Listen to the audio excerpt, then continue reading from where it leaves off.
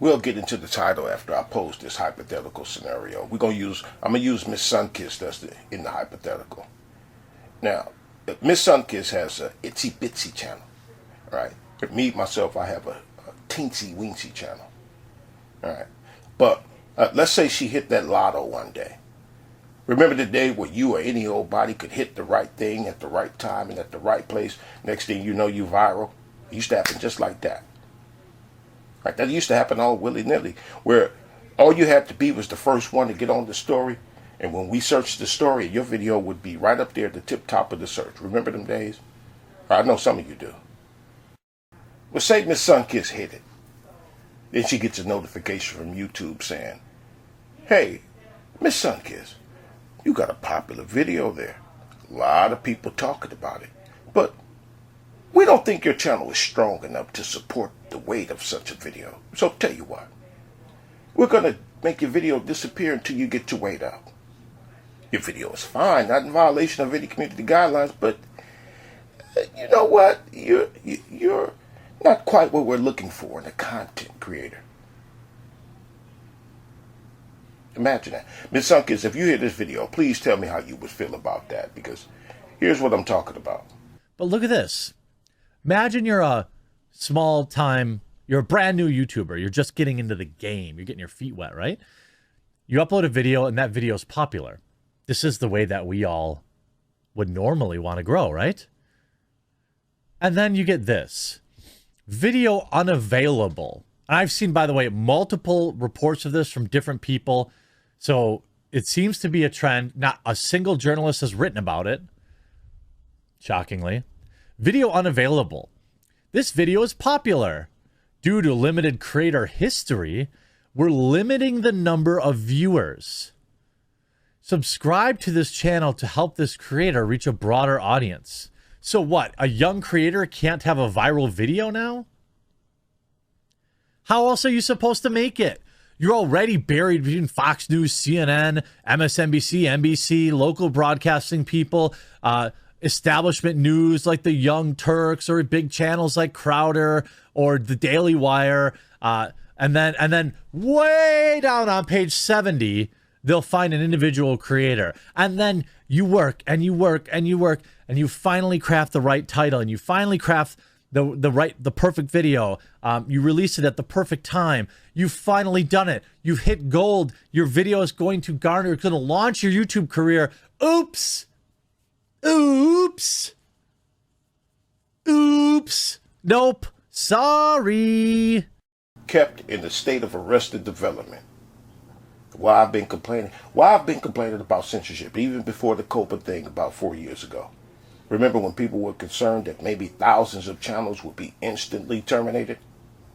Right? And why I've told people that the censorship talk has little to nothing to do with hate speech or sexism or any of those things. Damn sure little to nothing to do with protecting kids. Has little to nothing to do with public safety, mental health, or any of that. It's about totalitarian control. Now, whether or not Miss Sunkist even seeks to go viral, I mean, that should take a backseat to how she'd feel about how she'd feel about being told that she can't achieve until they say so, or she achieved without their permission.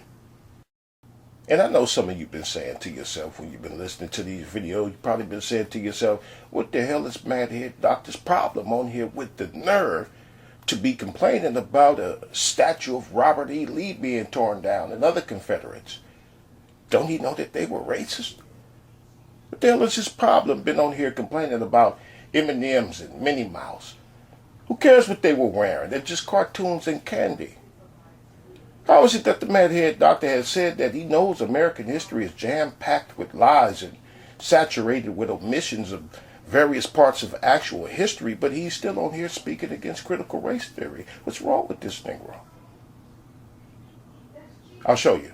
As of right now, the Flashpoint Live Atlanta pre-registration is open. I love it, Lance, when people send me lots of information.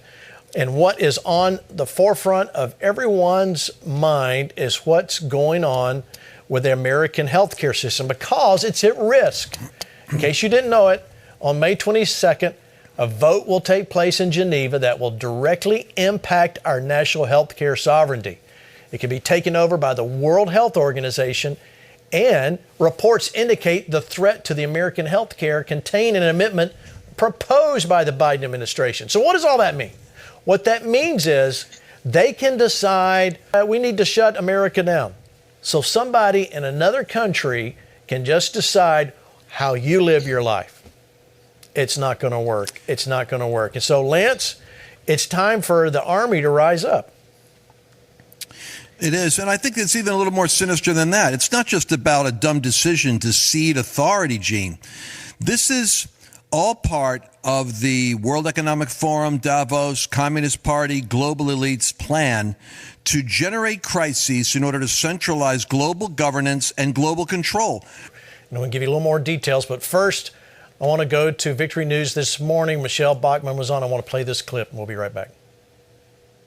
The bottom line of what these amendments would do is to take America's authority and decision-making power over national health care decisions and take it away from the U.S. and all other nations that are part of the UN and give it to the UN.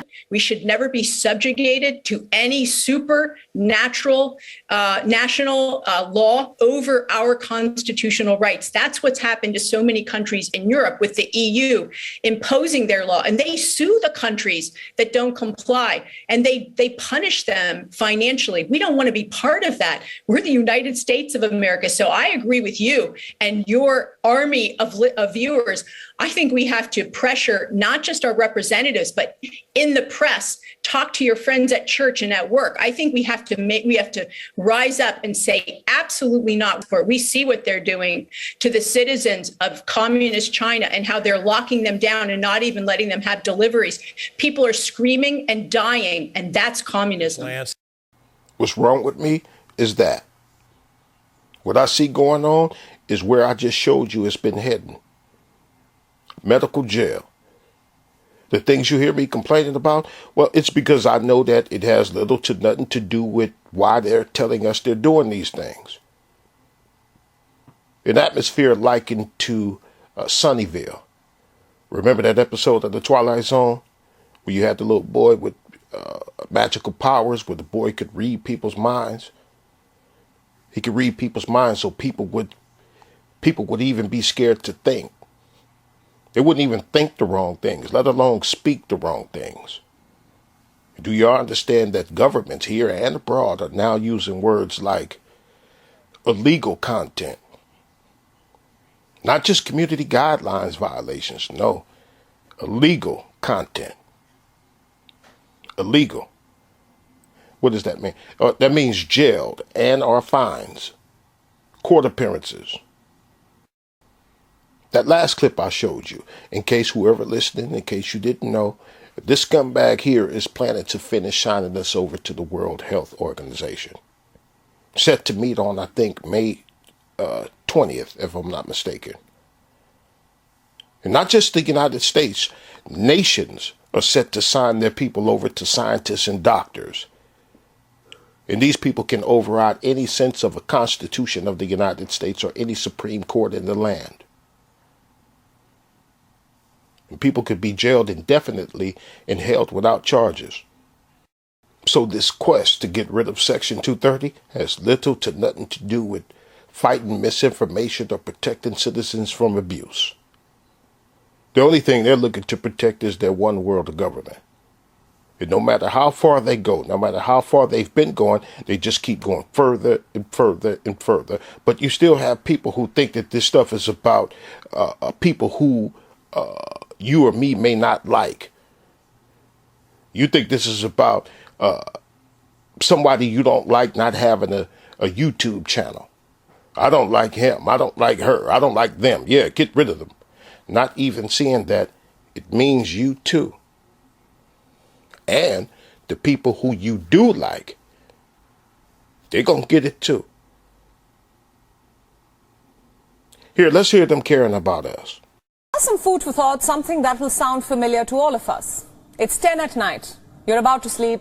You've had a long day, but instead of just calling it a night, you turn to your smartphone or your tablet You start with WhatsApp, check your emails, maybe do some online shopping. And then you turn to Instagram or Facebook. And that's when you begin scrolling endlessly, mindlessly, trends, reels, videos, memes, and of course, an endless stream of negative news. Your brain just refuses to switch off.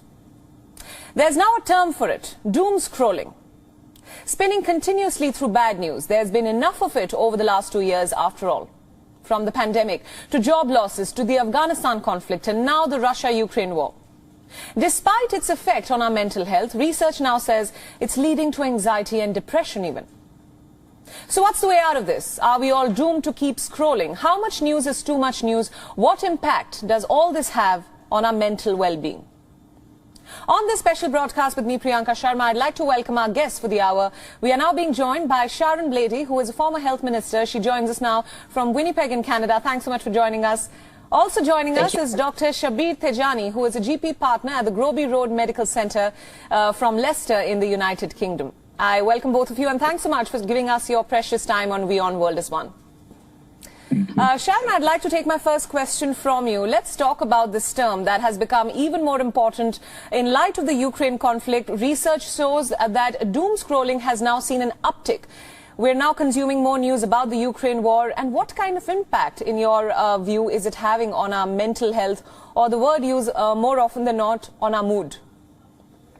Oh, it's having a very strong impact. And I think it's one of those things that because this is an event that has global implications, it reaches farther than a lot of times. We often have news cycles where people will take interest in something and an issue will drop back.